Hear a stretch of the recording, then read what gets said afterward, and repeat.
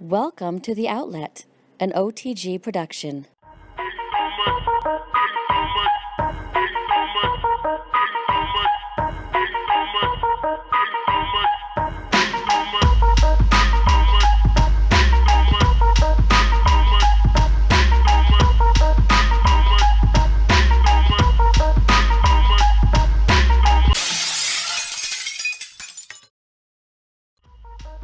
You are now listening to the NBA Outlet, presented by OTGBasketball.com. Be sure to give us a follow on Twitter at OTGBasketball. I'm back from my week-long rest for the playoffs. As your host, Parth Goradia, I want to welcome Nick Fay and John Aiello. What's going on, guys? What's up, Parth? Yo, what's going on, everybody? Hey, I hope you guys are ready to talk about your season recap as the regular season just ended and we're making our way to the playoffs. Kobe just retired, so we got to talk about our favorite Kobe moments. And because the playoffs just started, we got to make some first-round predictions. And if we have some time, we'll get into NBA awards. But, John, what's the one thing that stuck out to you this season? Well, my one thing from the regular season isn't exactly one thing. It's more of a combination of things. But basically, I just thought this was probably the best regular season we've seen. And as far as I can, as long as I can remember, it's probably the best regular season that I've seen. When you think about it's Kobe's last year, and then you talk about Golden State Warriors breaking the Bulls record that just seemed unsurpassable. The Spurs, they were second in the league, but what did the Spurs end up getting, like 67 wins? No, I think they ended up with like 65 or 66. They lost a lot of their games right at the end just by resting guys. Okay. Oh, they got 67. They were 67 and 15. They did get 67. Yeah, okay. My bad. Yeah, I honestly I didn't know. I just threw out a number. And then what else? Russell Westbrook. He tied Magic's record. He didn't beat it, right? Because they didn't play him in that last game. I think it was 18 triple doubles. I also think I just said something incorrect, so hopefully I'm not wrong here. But I think that that record is just like in the last 30 years. So it's not really like a record. It's more of like a qualified stat. Because, I mean, Oscar Robertson averaged a triple-double. You know what I'm saying? How could he not have more than 18 in the season? So right, yeah. I think that's just like the last 30 years or whatever. But yeah, 18 is still crazy. Yeah, that would make sense. What else and I thought it was a great Karl Anthony Towns was without a doubt the best rookie, but I thought there were some really good rookies this year that played well, like Justice Winslow. Porzingis was great for, 3/4 of the year or half the year. And then Devin Booker and Phoenix. So overall, I just thought it was a really good year. We had some good drama with Derek Fisher and Matt Barnes, which we talked about last week, and then of course D'Angelo Russell. What do you guys think about this year? Do you think I'm wrong saying it's one of the best years of recent memory? Yeah, I definitely agree with you, John. I mean, you got the Warriors and the Spurs, Kobe's last season, like you said, and I felt like we just had some great play. Like you said, the rookie class was great, a lot of guys, and then the point guard play was great. You got Westbrook, Curry, Chris Paul, Damian Lillard, John Wall, Lowry, so many guys lighting it up this year. That's a good season assessment there, John. I'm going to go with the Kobe farewell tour. I really enjoyed watching Kobe growing up. He was the guy after Jordan, obviously, before Wade came in the league for me. But just watching him play throughout the season, it was really difficult for me to watch just because you see someone who's been so great and been so dominant really being hit hard by father time and the injuries that he sustained throughout his career. But there was one moment that was probably the moment of the year for me and probably the moment of the last 2-3 years, and that was his farewell game a couple nights ago on Wednesday night. And I was rooting so hard for him to get 50, and then when he beat that, I was like, all right, well, maybe they should take him out now and just let him get the standing ovation. I wasn't even thinking a win at that point. And then the last 2 minutes, he just catches fire and hits, of course, vintage Kobe shots, and then they end up winning the game. That was the moment of the year for me by far. I really enjoyed it. Yeah, it was definitely great. Like you said, it was tough to watch Kobe all season long, and for him to go out in that game and score 60 points, it was awesome. Yeah, that was probably my most regrettable moment from this year, in terms of when I wish I watched something, but I unfortunately didn't, that was probably watching this Kobe game. I watched the standing ovation, or I guess the opening ceremony, you could call it, where Magic Johnson introduced him. And I watched him, I think he had like 9 points or 11 points in the first quarter. Then I went to bed, and I saw that he had 60 points. But I think the funniest thing about this whole farewell tour was that, it's Kobe. Like, I feel like everybody hated him, but then it just seemed like it just made it seem like everybody actually loved him during this whole tour, which I thought was kind of funny. But I think it was more like appreciation, I think, instead of just like love, because I don't love Kobe, but I just appreciated the joy that he brought me in terms of watching him do what he did throughout his entire career. And the funny thing about John falling asleep that night, when Kobe was getting up to like 45, 40, 47 points, I texted John. I was like, "Hey, dude, you gotta wake up. This is incredible." You're yeah, missing out. And he didn't. He woke up a little bit after the game ended.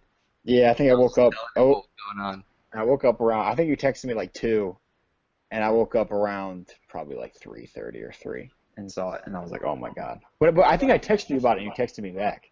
Yeah. Yeah, so it must not have been that late, maybe. But yeah, there was. I'm pretty bummed I didn't see it. I'm sure the energy was electric from vintage Mama doing his thing, even though it was the last game of his career. I mean, I felt like I never cheered so hard for such a meaningless game, like as in the standings. Exactly. Like I was just like I was so loud. It was so late at night. I probably woke up my family, but I didn't really care. It was just awesome to see it happen like that. But for what I got from this season, I felt like this year, I feel like the Eastern Conference is finally starting to catch up to the Western Conference. Our 8th seed finally does not under 500. It's really competitive. 3 through 6, I think, had identical records. So the East is really starting to step up and get better, and it's not just all about the Western Conference anymore.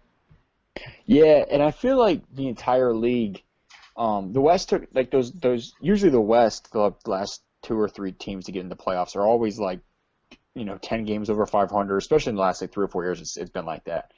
But those West teams took a step back, but I feel like it's not going to be like this for long. Like I think the East is going to continue to get better because even those teams that missed the playoffs, like Orlando, Washington, they're young teams with some talent, so they're going to keep getting better. And the teams that made the playoffs in the East are young and they're getting better. In the West too, there's a lot of teams that missed the playoffs that are young and getting better, like Utah, like New Orleans. Phoenix has got some good young talent. Denver has got some good young talent. So I think what you saw maybe this year is maybe just some teams that maybe some teams hitting the reset button in the West and kind of falling behind more. Like I think Phoenix is usually competitive and they fell behind. New Orleans was a playoff team last year. They fell behind with injuries and shutting down Anthony Davis. So I think it's only a matter of time for the West, those last few teams in the West catch up. I think it was more so we went into the season thinking there would be 6 really good teams in the West, and Memphis wasn't one of those teams, or didn't end up living up to the hype, and Houston was the other. Memphis just had the injury concerns. Yeah. They were pretty good throughout. They just are completely banged up. I think there was a stat that they had 28 players play for them or on their roster this year. Yeah, they had 28 total players this year. But yeah, they were playing good until Marcus All got hurt, and then Conley had injuries the whole year. Conley got hurt, then they traded Jeff Green, they traded Courtney Lee. So they had that whole situation. Houston just forgot to play defense the entire year, and the Harden was great, but he does have his downsides in terms of turnovers, maybe being a little bit of a black hole when he gets the ball, even though he is a great passer. But it's kind of like Rondo in a sense, where he holds onto the ball, and the first pass he makes, that person has to shoot because the clock's running down because he's, you know what I'm saying? Yeah, like he's creating the play. Like the play is going through Harden no matter what. He's going to dribble it around, and by the time he creates the play for somebody else, they need to shoot the ball. Yeah, that's the kind of the argument that people have made against Rondo is that he'll hold the ball and kill the ball just so he can get his assist numbers up, so he can pass it to someone late in the shot clock and kind of like ruin their percentage. He doesn't give a shit about their percentage, but then he can also rack up the assist if they happen to make it. So that's what it seems like. Hopefully he's not actually doing that, but he's done it so much that it doesn't really seem like a coincidence anymore. But yeah, the top 4 were so good in the West. I think they just beat up on everyone else and kind of hurt their overall record. So the East, I thought, was okay up top, but pretty deep. But I mean, that's mediocrity in a sense. The West up top was really elite, and I think because of that, the lower seeded teams in the West kind of aren't as good or didn't look as good as they have in the past. Yeah, and I think a lot of those teams in the West, they just had injury issues this year. Like Utah, I think would have made the playoffs if, Favors and Gobert didn't miss so much time. New Orleans, I think if they actually had all of their guys together, they could have probably established it. Because, when they were healthy, they would get some stuff going. It seemed like then someone would get hurt. I feel like if they actually had everybody healthy, they could get a rhythm going, and they could have made a playoff push. Who knows what would happen to Phoenix if Bledsoe didn't get hurt. But Right. yeah, I just think a lot of injuries in the West this year. Fair point. All right, that was great for our season recaps. Guys, I want to go back to Kobe Bryant because he was such a dominant force playing for one team all 20 years. And a funny stat that I guess it's a stat that Darren Ravel tweeted out.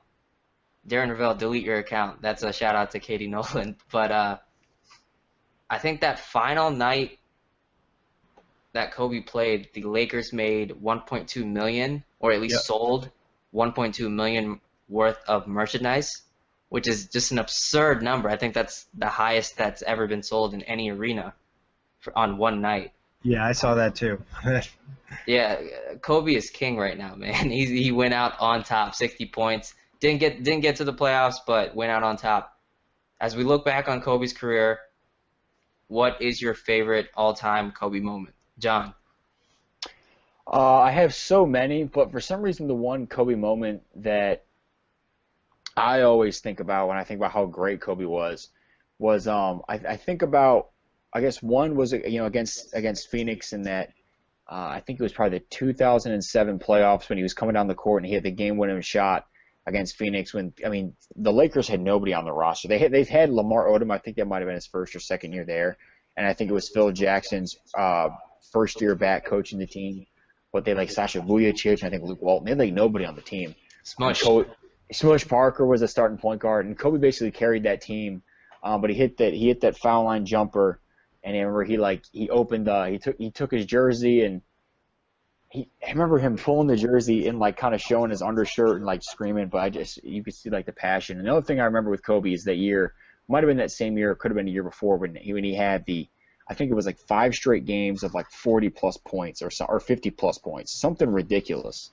I just remember I was a freshman in high school and I remember watching with my friends and I was like, I hated Kobe so much at the time, but he was just so dominant, kind of like what we're seeing with Steph. I still think Steph is on a whole other level, but Kobe was so good. You think Steph's on another level from what Kobe was at in his prime? I do. I feel like because Wow.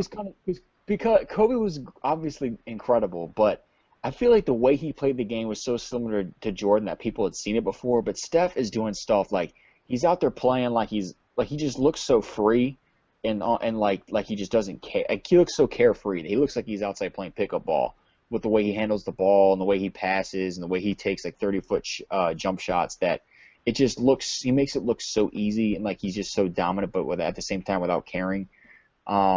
I just feel like the way he just gets on these incredible runs where he'll hit 4 straight threes and it seems like it's on a level that even Kobe and LeBron never. Maybe Kobe got to it, I don't know, but LeBron definitely never got to it in my opinion. Interesting. I don't quite agree with that, but we can agree to disagree here. Nick, what was your favorite Kobe moment? I definitely love the game winner against Phoenix. That's definitely a vivid memory of mine. But, the 60-point game is going to always stick out to me. Going out on top like that, taking 50 shots, he was going to score. He was going to take those shots regardless. I don't think even if he didn't get to 40 points, he was probably still going to take 50 shots that night. And that kind of tells you all you need to know about Kobe. And for him to actually get the 60 points, I felt it was great, especially after such a tough season and recovering from injuries. Yeah, it was my favorite moment of the year for sure, and probably in the last couple seasons, like I mentioned earlier, I was really excited. I wasn't even that excited when Steph hit the 38-footer against OKC, and basically won that game in overtime. I didn't really move when that happened, but when Kobe hit the three to bring the Lakers to one, I like jumped up and Yeah. almost blew out my shoulder, and like, I'm old now, but yeah, that was fantastic. But John actually took my moment. It was the one moment that really sticks out were both plays in the I think it was 2006 game. I don't remember what game it was, but the first one where Smush steals the ball from Steve Nash in the corner, probably fouled him, and then Devin George gets it to Kobe. Kobe does like a early version of the Euro step and kind of just hits a floater from the baseline to tie it, and then last possession of overtime, tip ball or jump ball in the middle. Kobe gets it, comes down against Raja Bell, fades away from the free throw line, extended elbow area, and just drills it. And the passion and like John was mentioning, the emotion of that was just great. And it was nationally televised. Like I would pick the 81-point game, but I didn't even see it. Yeah, I didn't. Yeah, I was so upset that I missed that. Yeah. So Kobe against Phoenix, fantastic. Even though they ended up losing that series, that game, that moment sticks out. Parth, I can't believe you didn't jump up when Curry got that game winner against OKC. I mean, there were like a few times this year where I'm watching the game and I'm like, oh my God. And I feel like every time it's when I'm watching OKC, like, or when I'm watching Golden State, because even though I'm tired of hearing about them, like, I can't, like, the stuff that Curry does is just like, to me, it seems like he's transcending the game. And I feel like Kobe didn't do that, and LeBron, I mean, they both kind of did it, but like Curry just makes me feel like I'm watching a video game. Curry makes it look so effortless. Yeah. I mean, like, guys aren't supposed to be able to make 30-foot threes at a high clip. Like, that's not supposed to happen. He's got something special that we'll probably never see again. Yeah. Oh, the other Kobe moment I wanted to bring up, I don't know if you guys remember it. I think it was during that stretch. It was definitely prime Kobe years where he was still number 8, I think. Well, when he had that stretch of 40, when he had like 5 straight games of 50 plus or whatever, was he 24 yet, or was he still number 8? I want to say he was 24. I think he was. Yeah. I think I read a story about that where the Lakers were playing the Nuggets. I think this was like 08, 09, around that time. And Carmelo Anthony was laughing at Kobe, joking around because they're boys. And Kobe was like, you might win this game, but you definitely won't win the scoring title. I think it was like 3 or 4 weeks left in the season. And it might not have even been that many weeks left.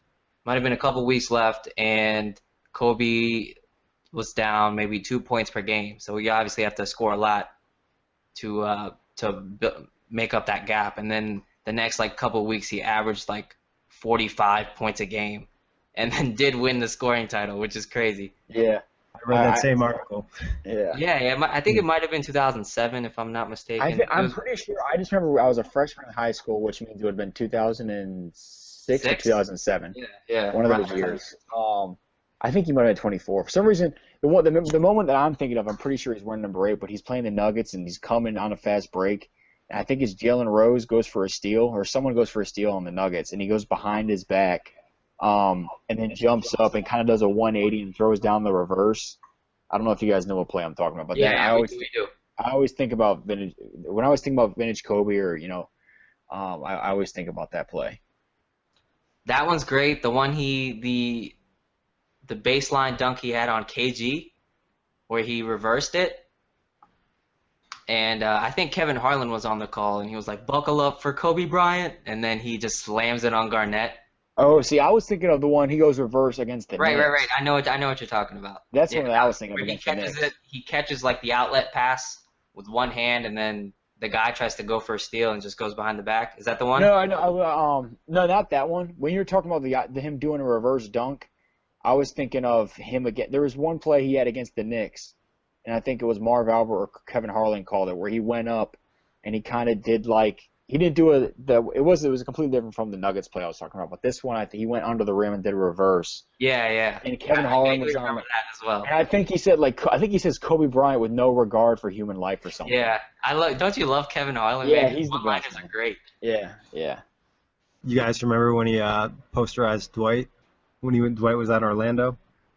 He baptized him. I don't think I Yeah, he remember that. baptized them. Yeah. He split the double, and then just Dwight. I think this was 2005-ish. Maybe Dwight was a rookie or a second-year player. He was still relatively skinny, and just completely rode him, like just got Yeah. on top of him. Yeah, That like was Dwight it was just a kind great of play. stood there with his arms up, and then Kobe just comes like flying, and that was pretty nice. Oh, Parth, were you talking about Kobe's dunk on KG when he was with Brooklyn? No, no, no. Uh, Kobe's dunk when KG was still in Minnesota. oh, okay. Well, the one I was didn't Kobe had a dunk like one of his last year with LA, or it might have been the last year he was healthy with LA. Yeah, that was between Gerald What, Green and Chris Humphries. Gerald what, Wallace and Chris Humphries. Yeah, Yeah. yeah, yeah, yeah, yeah, yeah. Gerald Okay, Wallace. That was I remember that one. That was like one He, of his first games back or something from being injured, and he had yeah, that dunk. he killed them. Yeah, that was That was that's embarrassing. good times, man. It's sad to see Kobe go, but it definitely was his time. He wasn't playing well throughout the season, but so many great moments, so many great memories. yeah. But now I want to move towards winning teams, and the playoffs just got underway yesterday. Currently, we are recording this as Memphis and San Antonio are playing their opening game in the first round. I want to go through each of these series real briefly, and I want you to tell me who wins, kind of how many games, and why you think that'll happen. Let's start out with the Western Conference. The Golden State Warriors, Houston Rockets. Um, I want to say 5 because I feel like Harden is such a good scorer, but that he can get them one game. But he looked so bad yesterday, and Harden looked, extremely terrible. So I'm just gonna say Golden State sweeps them. Yeah, I don't think the Rockets are disciplined enough, and the Warriors are just a more talented team. I'm going with the Warriors sweep. I'm going to go with the Warriors as well, but I don't think they'll sweep them. I think, from personal experience, I know that when you have a rolled ankle, you can be fine, but the likelihood that it's not going to roll again is kind of low, especially with Curry's injury history. I know he'll have tape. I know he'll have those that special brace that he wears, but I think that might come back to bite them a little bit. I don't think Houston wins or anything, but I will go Golden State in 5. All right, moving on. San Antonio and Memphis. I think Memphis. Because they're coached by Dave Yeager and they're going to play tough against San Antonio and they keep games like relatively close. But I don't think they're going to actually win a game. I think it's going to be another sweep. I agree. I think it's going to be another sweep. The Grizzlies will keep it competitive, but the Spurs are too good. I agree with that. I think the Grizzlies just don't have their top guys and can't match up with San Antonio, who was 40-1 at home, so they're not losing any home games. I'm Exactly. going with a sweep as well. Third seeded Oklahoma City against Dallas. They played last night, and OKC just blew Dallas out of the water. So who do you have? I'm going to go with OKC in 5. I think Dallas is going to steal a game at home. But they didn't look good last night, obviously, but they got some good looks from what I saw, and they just missed a lot of open looks. Not that it wouldn't make that much of a difference, but I think I think if they make some of those shots at the beginning of the game, it could change their mindset, and they could have a completely different game too. But I think they'll steal one game at home, and they'll lose in 5. I want to think the Mavericks will pick up one game, but I feel like that game last night set the tone for the series, and the Mavericks kind of already know they lost the series. So I'm going with another sweep. I'm going to go OKC in 5. I agree with John. I think Dallas could probably get one game at home. Well, I believe in Carlisle to at least be able to get one game. So I'm going with OKC in 5. The last first round series in the West, the Clippers and the Blazers. I think the Clippers are going to win in 6. I like, Blake Griffin still isn't back. I mean, he's back, but he's not back. He's still struggling apparently, and he's still having some pain and things like that. And he's just not the same Blake Griffin that we saw last year coming into the playoffs. So that's going to be a big problem for them. And I think Damian Lillard. I think with C.J. McCollum too, they have tremendous guard play, but they're a young team and nobody's really played big moments in the playoffs for that team other than Lillard, and McCollum got some time last year. So we'll see what they can do. But I still think Portland's going to steal a couple games against LA. Yeah, I agree with that. I think the Clippers are going to win in 6. I think Dame Lillard and Chris Paul are both great, but Chris Paul's got the better supporting cast. Dame Lillard should be able to steal a game or two just by himself. I have Clippers in 5. I really like Portland, but I just don't think their bigs match up well against the Clippers bigs. I think DeAndre will dominate this series.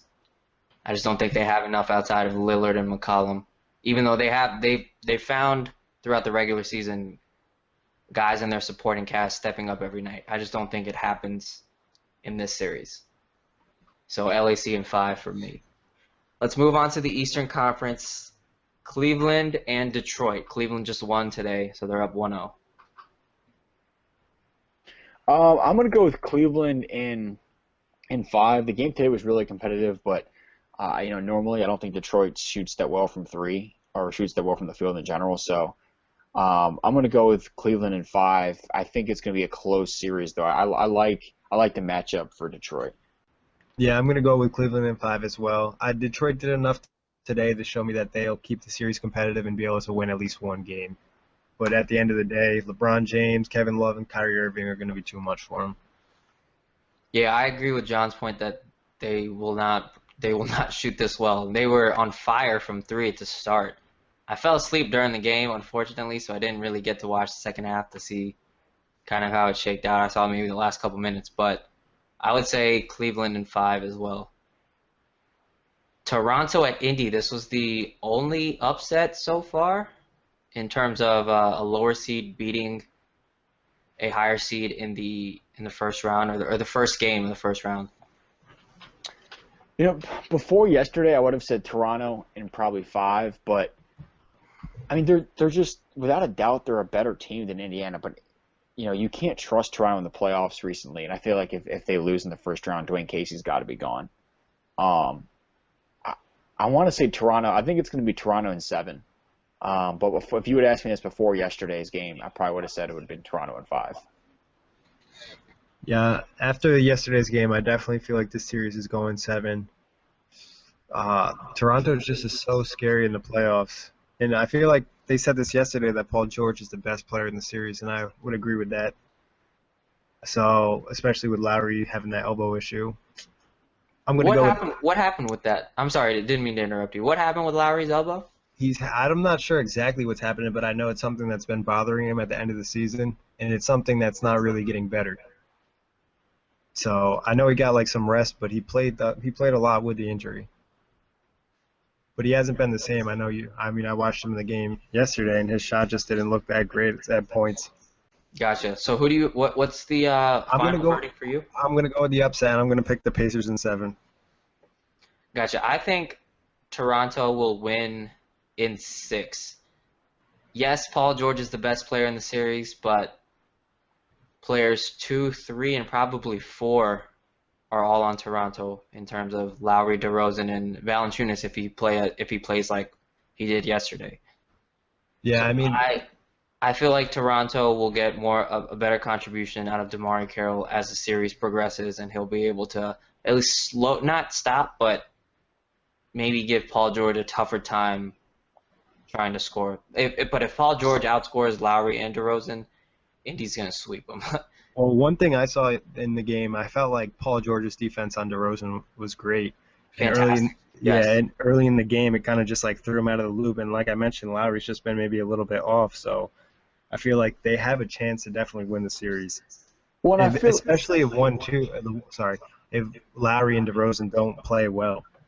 Yeah, and I feel like Paul George is really kind of like how we used the All-Star game to really say, okay, I was injured last year. You guys forgot about me. I was, before Kawhi Leonard came along, I was the next big thing. I was the, the best wing in terms of offensive and defensive prowess. And I feel like he's going to use the playoffs to kind of expose himself a little bit and kind of remind people like, all right, you kind of forgot about me, but I'm really, really good. And I always, even before he came back, I always thought that Paul George I would have taken him before Kawhi, and I still would take him before Kawhi because of his offensive versatility.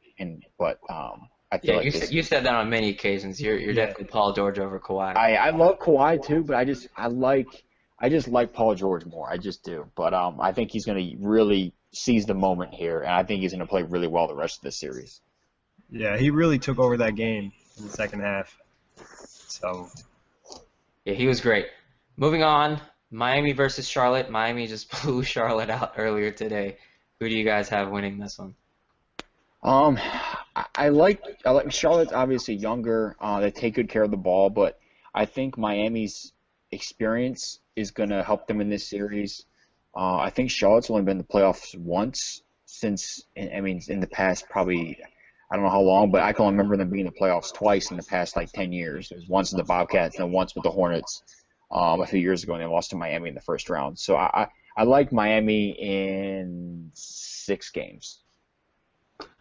originally going into this when I predicted before the game today, I had Miami in 6, but after today, I'm going to go with Miami in 5. I just feel like the Heat are so well-rounded, and they have so many guys that can really just have great games, and they're playoff experienced. So, and the Hornets really don't have anybody like that. I think they have such an advantage. Yeah, I'm going with Miami in 5 as well. I don't think they can do it. I think one of the wings will always have a good game in terms Exactly. of the Welding or Joe Johnson, and then Whiteside is just dominating as well. And then whatever you get from Dwayne Wade and all the rookies, it's just a plus. It's funny to say that whatever you get from Wade is a plus, but I think this series is made for one of the wings to be really good. The wing that isn't guarded by Nick Batum is going to go off every night. So those are my just thoughts. Yeah, I agree with that. Final series in the first round, Atlanta and Boston. Atlanta's up 1-0, and Boston, I believe, is going to be without Avery Bradley for the rest of the series. Well, this is my favorite series of all the playoff series. You got two teams of similar kind of like Charlotte, Miami, but I think this series is going to be more competitive. But you got similar styles. Two teams that like to go and really push the tempo. Two very good defensive teams. And it was a great game yesterday. It looked like Atlanta had it in the bag, and then Boston came back and made it a close one. And if Boston can find a way to, it seems like recently they've been coming out the gate slow. And I think if they can find a way to play consistently throughout the game, they'll be able to push this series to 7. But losing Avery Bradley for what seems to be the rest of the series is going to really hurt. So I'm going to take Atlanta in 6. Yeah, I'm going to go with Atlanta in 7. I think the Avery Bradley injury is really going to hurt them. And I agree with the fact that this is probably going to be the most entertaining series of the first round. I think the Avery Bradley injury is huge, and so huge to where I don't think Boston has a chance at winning at all. I'm going to go with Atlanta in 5. I think I'll get the series clincher at home. I think Boston will get one of the 2 games at home that they'll have. But I don't see Marcus Smart being as good as he was yesterday on offense. I think Avery Bradley is a key cog in what they do, and I just don't see Marcus Smart filling that role consistently enough for Boston to win.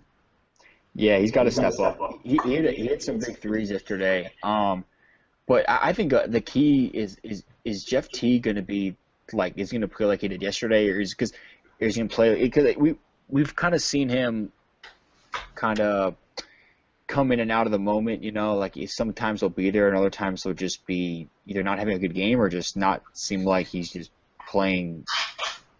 I don't want to say playing to win, but he's just not as aggressive as he should be. And yesterday he was really aggressive from the beginning of the game, and I felt like Atlanta didn't really use Paul Millsap as much as they should have, and they still won. So I think if you're Atlanta and you're like, if Jeff can keep playing like this and we can still use Millsap and Horford more, I think they've got to be really confident going into game 2. All right, so I think the only series we did not agree on all the way through was Toronto-Indiana. I think who had Indiana winning that one? Was it you, Nick? Yeah, I did. I think that's the only one we disagreed on. So hopefully if we all think the first round is going to be kind of boring like this, hopefully the second round and beyond is really interesting. I know the second round in the West, I can't wait for that. Yeah, that's going to be awesome. I mean, you're going to have some great matchups over there, elite teams, and we might be able to see an upset. Maybe the Warriors and the Spurs could lose in the next round. Yeah, I think the top 4 in the West can all beat each other, Would I bet on Golden State or San Antonio losing? Probably not, but I would not be shocked either. All right, our final topic. I think we have a little bit of time left. Final topic. Let's go into the NBA awards. I'm just gonna throw out the award, and I want you to give me who wins. You don't have to really go into detail, but just a quick, who do you think will win? Let's start with Rookie of the Year. I think without question, Karl Anthony Towns. He was the best throughout the entire year. Yeah, I think this is an easy one, Karl Anthony Towns. Yep, sweep there. I'm going with Towns as well. Let's go with Most Improved Player of the Year. This one's tougher for me because McCollum. I mean, I'm going to go with McCollum, but it seems like he's always been good. He just never got a chance. But I'll go with CJ McCollum. I'm going to go with McCollum as well. I mean, I feel like he really made a name for himself this season. I know he had injuries in the past and he didn't get the minutes, but, I feel like a lot more people know who CJ McCollum is now. Yeah, I'm going with CJ McCollum as well. He doesn't think he deserves the Most Improved. He thinks it's just an opportunity thing for him, but I don't think the voters will make that distinction.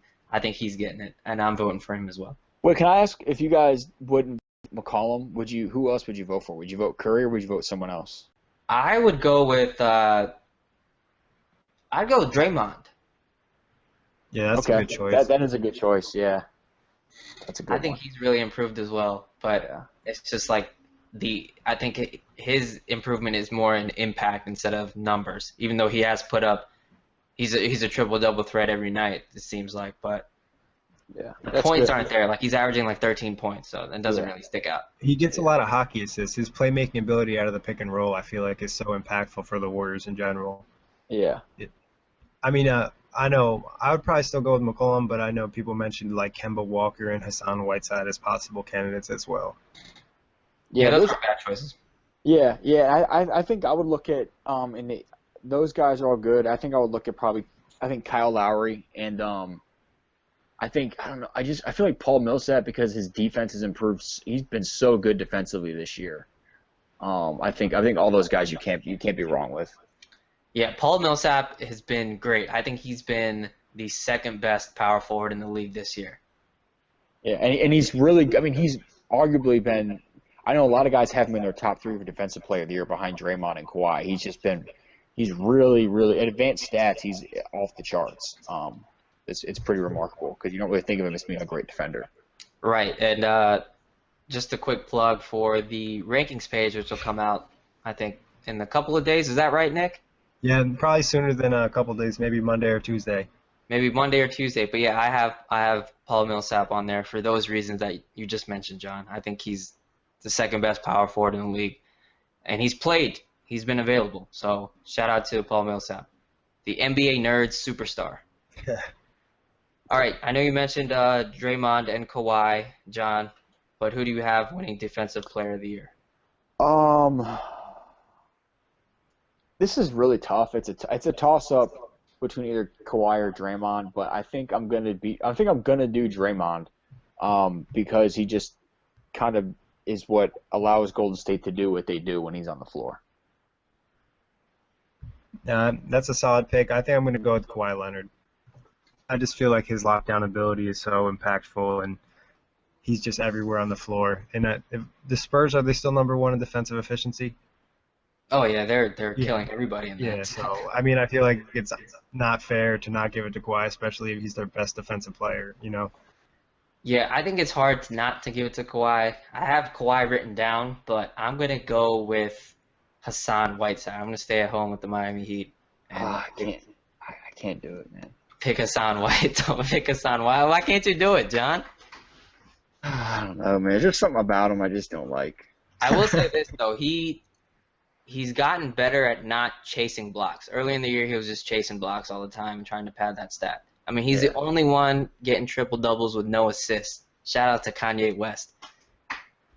I don't know. I just feel like I just don't trust guys like DeAndre and Hassan who get a lot of blocks, but it seems like I just would rather vote for someone like Draymond or Kawhi or Paul Millsap who guards multiple positions and can shut down the opposing team's player and just kind of makes the game run through them because of what they do on the defensive end. Those are the guys that, I mean, they can do that in a sense, but I just feel like a lot of those times those guys just cherry pick for blocks and they just try to boost their stats. Well, I felt like I think both of your guys' picks will be a lot closer to what actually happens than mine is. I'm just being a homer and giving Hassan Whiteside a shout out. That's all. I know, and I just gotta hate on how Whiteside, but I respect his journey and everything like that. All right, your sixth man of the year. I'm gonna go with Jamal Crawford. There's Will Barton and there's some other guys you could put in there too, and maybe Iguodala. But I like Crawford because the Clippers were so undermanned this year, and he stepped up and had another Jamal Crawford-like year. Yeah, this is honestly, I don't really know who to pick. I guess I'm just gonna go with Will Barton here, even though he's not on a great team. He did have a great season off the bench. Those are two pretty solid options. Has Jamal Crawford? He's won Sixth Man of the Year before, right? Multiple times? Oh, yeah. I think he's probably, I don't know how many times, but I think he's won it probably 3 times. Gotcha. I'm going to go with a underrated candidate here in Enes Kanter. I know he's never going to win Defensive Player of the Year or be on a defensive team, but I think what he does offensively and rebounding off the bench is probably the best in the NBA. So I'm going to go with Enes Kanter of OKC. Yeah, especially his offensive rebounding, I feel like he has a big impact. It gives him a nice boost right off the bench. All right, Coach of the Year, guys. Sorry, I'm getting sidetracked. Jamal Crawford's won Sixth Man of the Year twice. I just found out, according to Wikipedia. But Coach of the Year, there's so many quality candidates. I don't know who to pick, but I think I'm gonna go with. Oh God, I mean it's so hard. I wish I could give it to like six different guys, but I guess I'll go with Popovich, just because Kerr wasn't there the whole year. Terry Stotts is another guy you could put up there, but those are. I mean, Dwayne Casey had a good year too, but there's a lot of quality candidates. Yeah, I mean I'm gonna go with Kerr/Walton because they got 73 wins, so I feel like it's impossible not to give them the award. Yeah, and that's what I brought that idea up to Parth. And Parth didn't seem like it's so you made it seem like you didn't think it was like a likely thing, Parth. I don't know how I don't know the rules behind the voting, but I just don't know how you give it to 2 guys. I feel like I think they did it before.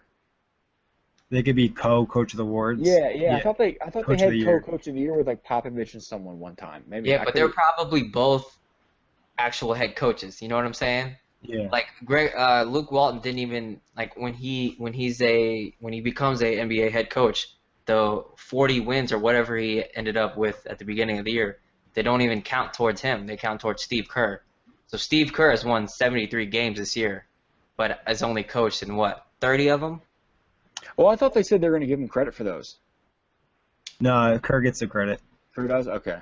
But I mean, I would give it to Kerr then, and then just like I feel like you kind of know that it's for Luke Walton too. Like I just feel like whoever's technically the head coach of the Warriors gets the award just because they had the record-breaking season. I mean, Kerr probably still had a big impact on the team, even though he wasn't actually coaching. He implemented all the systems. You know, they're probably running a lot of the same stuff, and I'm sure he had his fair share of input on the team.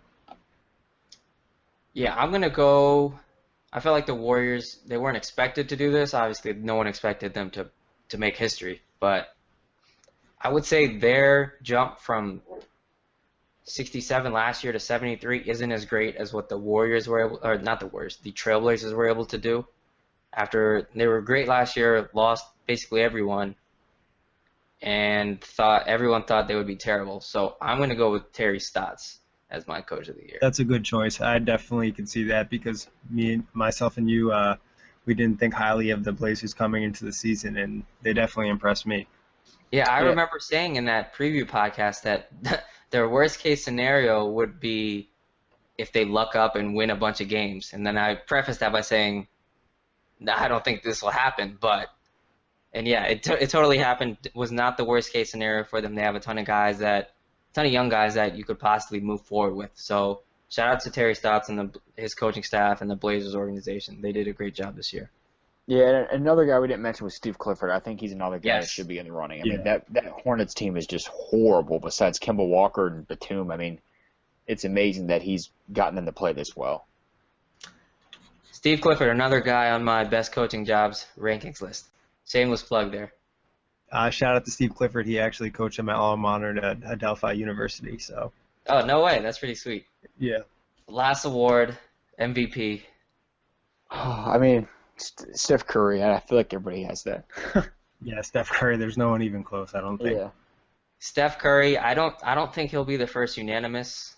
I think someone will vote for a player in their area that they cover or team that they cover. I think Russell Westbrook might get a vote or two. Kawhi might get a vote. But my vote's for Steph. Yeah. Same here. It's kind of hard to go against what he's able to do this year, especially scoring over 30 points a game. Right. Yeah. And I mean, he's just absolutely shattered the record for most three-pointers made in the season. I mean, Yeah, that's absolutely incredible. nobody even had 300 before this year, and he had 402. That's just incredible. I mean, And like wow. we've talked about on this show, I mean, the impact he's had on the game of basketball just this season alone has been crazy. Yeah, he's just totally transcended the game just single-handedly. He's fun to watch, man. He's awesome. All right, I hope everyone that's listening enjoyed the show. Be sure to follow us on Twitter, OTG Basketball. Subscribe to the podcast on SoundCloud, iTunes, YouTube. Share it, like it, whatever you got to do. Get us out there. Nick, John, thanks for joining me. Do you guys have anything else you want to add? No, not me. Thanks for having me on. I had a lot of fun as usual, and I hope you guys have a good week. Yeah, thank you for everybody for listening, and enjoy the playoffs. We'll see you next week.